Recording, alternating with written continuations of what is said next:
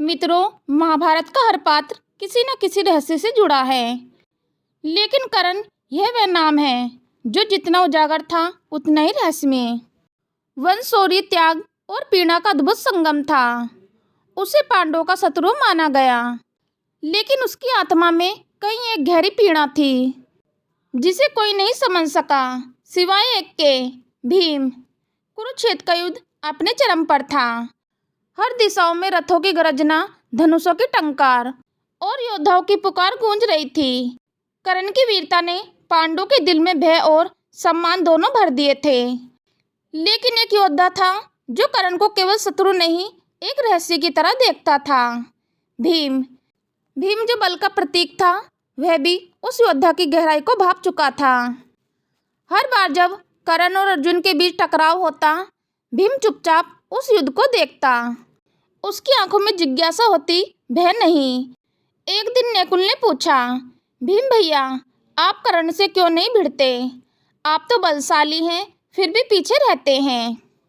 भीम ने शांत स्वर में कहा, कर्ण से भिड़ने के लिए केवल बाहुबल नहीं, एक समझ भी होनी चाहिए, और कर्ण को समझना आसान नहीं है। भीम को कर्ण से पहली बार भय नहीं, जिज्ञासा हुई थी। उस दिन जब द्रौपदी स्वयंवर में कर्ण को अपमानित किया गया था।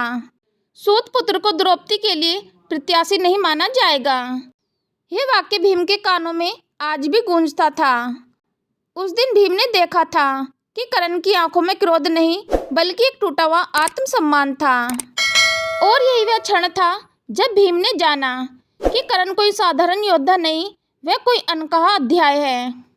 दुर्योधन ने कर्ण को मित्र बनाया, अंग देश का राजा बनाया। सबने इसे राजनीतिक समझा, लेकिन भीम को इसमें एक गहरी बात दिखी। कर्ण जो किसी भी समय दुर्योधन से विदा लेकर अपना जीवन जी सकता था, फिर भी वहीं रहा, क्यों? भीम ने अपने आप से पूछा, क्या कोई योद्धा जिसकी दृष्टि इतनी ऊंची हो, वे केवल किसी मित्रता या बदले की भावना के लिए जीवन कुर्बान कर सकता है? नहीं, कुछ और था। एक रात युद्ध के बीच विश्राम काल में भीम अकेले नदी के किनारे टहल रहे थे। तभी एक छाया उनके पास आई। वही तेज चाल, वही सौम्य पर क्रोधित आंखें। कर्ण। दोनों चौंक गए। भीम ने कहा, क्या आज युद्ध से पहले संवाद भी होगा? कर्ण मुस्कुराया, संवाद नहीं, स्पष्टीकरण। भीम ने कहा, मुझे लगता है तुम हमसे द्वेष नहीं रखते, फिर भी क्यों हमारे विरुद्ध हो?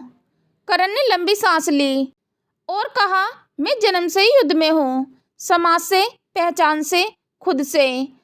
अगर मैं तुम्हारे साथ होता तो मेरी पहचान कभी नहीं बनती। मैं सूतपुत्र कहलाता रहा, लेकिन अब मैं अपने अस्तित्व को सिद्ध कर रहा हूँ। दुर्योधन ने मुझे वह दिया जो मेरे अपने नहीं दे सके। भीम पहली बार किसी शत्रु की पीड़ा से विचलित हुआ। कुछ दिनों बाद कुंती ने पांडवों को सच्चाई बताई। कर्ण उनका बड़ा भाई था, सब स्तब्ध थे। युधिष्ठिर मौन, अर्जुन अपराध बोध से ग्रसित। लेकिन भीम, वह मौन नहीं था, उसकी आंखों में आंसू थे। उसने कहा, मुझे तभी समझ आ गया था कि कर्ण कोई साधारण शत्रु नहीं, वह हमारी तरह है, बस उससे मातृत्व छीन लिया गया। भीम जान चुका था, कर्ण ने न केवल अपने अस्तित्व से संघर्ष किया, बल्कि एक ऐसे सत्य को भी ढोया जिसे जानकर उसका हृदय प्रतिदिन आघात होता रहा। कर्ण और अर्जुन के बीच अंतिम युद्ध में जब कर्ण का रथ भूमि में धंस गया, अर्जुन ने धर्म की मर्यादा तोड़ते हुए वार किया। भीम ये दृश्य देखकर थर्रा उठा। उसने देखा, कर्ण गिरा नहीं, उसने स्वाभिमान से सिर उठाकर मृत्यु का वरण किया। युद्ध के बाद जब सब लौटे, भीम सबसे अलग बैठा रहा।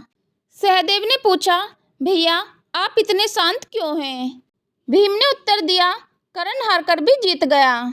उसने हमें दिखा दिया कि एक मनुष्य कितना कुछ सह सकता है, फिर भी धर्म, मित्रता और आत्मसम्मान के लिए खड़ा रह सकता है।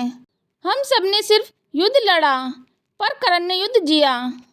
राज्याभिषेक के समय जब युधिष्ठिर ने कर्ण का नाम लिया, राजसभा मौन थी। भीम ने तब सबके सामने कहा, कर्ण वो सूरज था जिसे हम सभी ने अंधेरे में रखा, लेकिन वह फिर भी जलता रहा। दूसरों के लिए मैं उसका शत्रु था, लेकिन वह मेरे हृदय में सदैव एक भाई की तरह रहेगा। मित्रों, उम्मीद करती हूँ यह कहानी आप लोगों को अच्छी लगी होगी।